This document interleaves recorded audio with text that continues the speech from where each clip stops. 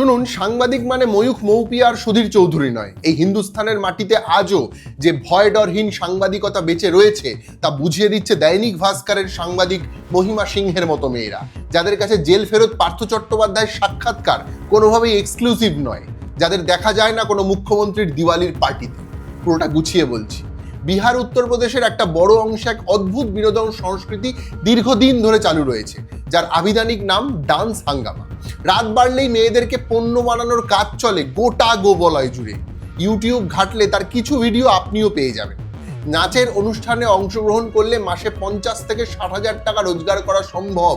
এই বিশাল অঙ্কের টাকার প্রলোভন ফিরিয়ে দেওয়া অনেক পরিবারের মেয়ের পক্ষেই অসম্ভব হয়ে দাঁড়ায়। কিন্তু ডান্স হাঙ্গামা আর অর্কেস্ট্রার নামেই যে ভেতরে ভেতরে চলছে নারী পাচার আর দেহ ব্যবসার র্যাকেট, তা কে জানত? তাবর তাবর সাংবাদিকরা যখন নিজেদের প্রতিদিন বিক্রি করছেন রাজনৈতিক দল, ক্ষমতা, টাকা, গাড়ি, গয়নার কাছে, পাল্টি মারছেন নির্বাচনের ফলাফল বেরোনোর দুপুরবেলায়, ঠিক তখন এই গোটা ঘটনাটা প্রকাশ্যে আনতে দৈনিক ভাস্করের সাংবাদিক মহিমা সিংহ নিজেই বিক্রি হয়ে গিয়েছিলেন সেই গ্যাংয়ের কাছে। 5 দিন আন্ডার কভার থাকেন এবং গোটা ঘটনার স্টিং অপারেশন চালান। মহিমার রিপোর্ট বলছে ওই 5 দিনে তাকে মোট 3 বার বিক্রি করা হয়েছে। আর শুধুমাত্র ভারতীয় মেয়েরাই নয়, সেখানে নেপাল সীমান্ত পেরিয়ে আসে বহু বিদেশি মেয়েরাও, দুমুঠো ভালো করে খাবার আশায়, ভালো করে বাঁচবার আশায়। একজন মেয়েকে পাচারকারীরা অর্কেস্ট্রা মালিকদের কাছে 50,000 থেকে 1,20,000 টাকার বিনিময়ে বিক্রি করে দেয়। তারপর মেয়েটি হয়ে ওঠে মালিকের ব্যক্তিগত সম্পত্তি। গ্রাহকদের কাছ থেকে একটি অনুষ্ঠানের জন্য মালিকরা 20,000 থেকে 50,000 টাকা পর্যন্ত আদায় করে, কিন্তু মেয়েদের হাতে কোনো টাকা দেওয়া হয় না। বদলে তাদের দেওয়া হয় সামান্য খাবার, থাকার জন্য একটা ঘিঞ্জি ঘর। সেখানে আবার অনেক সময় 10-12 জনকে একসাথে রাখা হয়।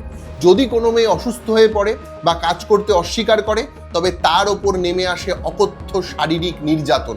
অনেক ক্ষেত্রে তাদের জোর করে মাদক কিংবা নেশাদ্রব্য সেবন করানো হয়, যাতে তারা দীর্ঘক্ষণ ধরে জেগে থাকে এবং নাচতে পারে। হোয়াটসঅ্যাপের মাধ্যমে মেয়েদের ছবি এবং ভিডিও বিভিন্ন প্রভাবশালী গ্রাহকদের কাছে পাঠানো হয়। একটি প্রাইভেট পারফরমেন্সের নামে মেয়েদের ওপর চালানো হয় যৌন নির্যাতন এবং গ্রাহকদের কাছ থেকে 1 লক্ষ টাকা পর্যন্ত নেওয়া হয়। কি সিনেমার মতো শোনাচ্ছে, কিন্তু এটাই বাস্তব। একটা দেশ যখন চাঁদের মাটিতে জল খুঁজতে বিজ্ঞানী পাঠায়, দাবি করে জিডিপি র্যাঙ্কিংয়ে তারা 4র্থ, তখন সেই দেশের মেয়েরা শুধুই পণ্য।